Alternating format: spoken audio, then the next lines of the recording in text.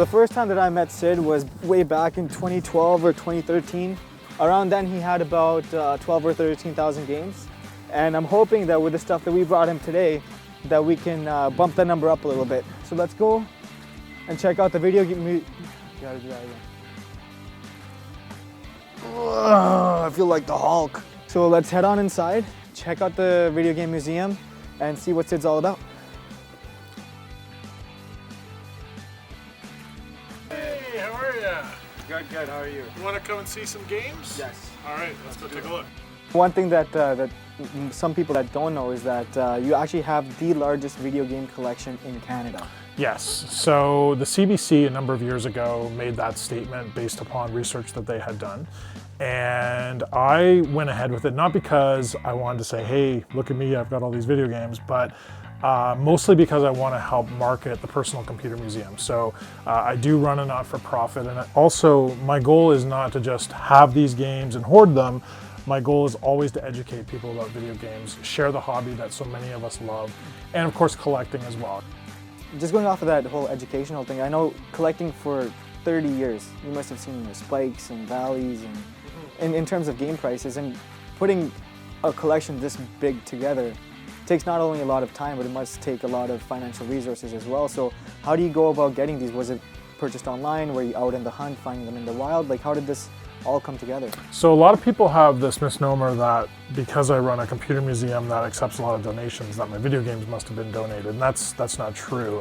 The PC stuff maybe, but a lot of it. But all of the console stuff's been purchased with very, very few exceptions. I would say, you know, I could probably count on my hands the number of video games that have been donated. Now, in terms of how do you amass this kind of collection, well, part of it is buying smart.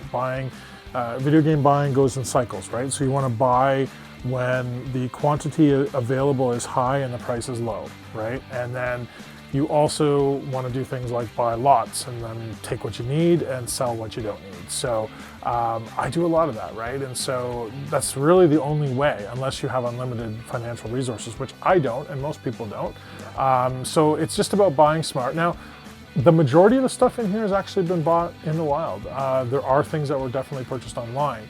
But usually for me, I only go online when I get near the end of a collection and my patience runs out, because, you know, it's like you can see it's like in a video game, right? You can see the flag, there's the end flag, I'm gonna run for it. I wanna get there faster, so I'm gonna go online where I can, you know, have a bigger variety of buyers. I think you were mentioning that platformers are some of your favorite games to play.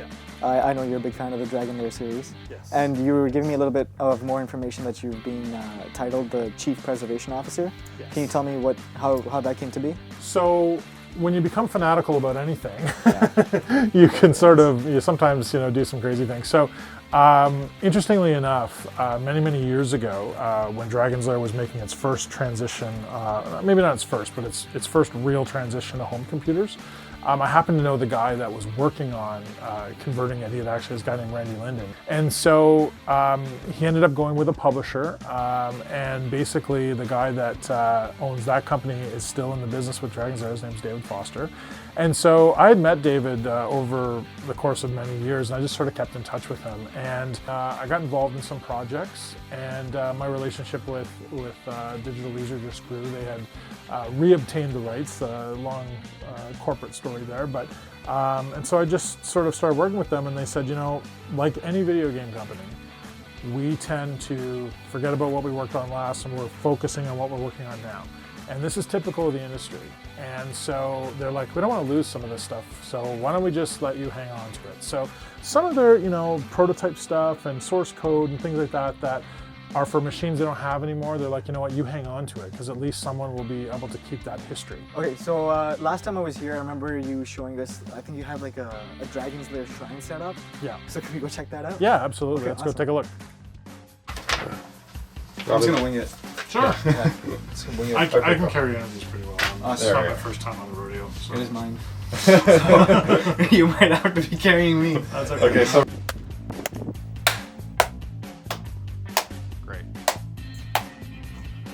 All right, we got that. Am I dead? Dead. That's so quick. I know.